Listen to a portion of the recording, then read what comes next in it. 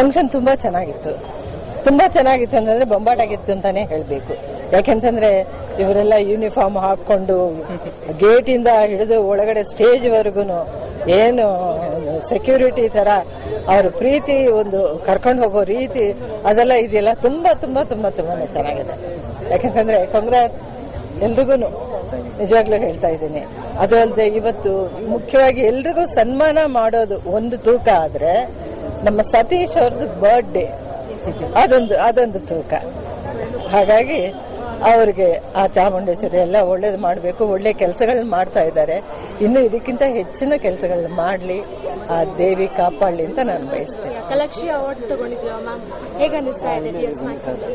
Award ತಗೊಂಡಿದ್ದಕ್ಕೆ ನಿಜವಾಗ್ಲೂ ನನಗೆ ತುಂಬಾ ಸಂತೋಷ ಅನ್ನಿಸ್ತಾ ಇದೆ.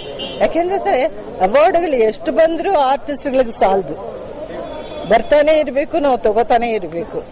ಹಾಗಾಗಿ ಕೊಡಬೇಕು ಅನ್ನೋ ಮನಸ್ಸು ಇದ್ದು ಅವ್ರು ಕೊಡ್ತಾ ಇರಬೇಕು.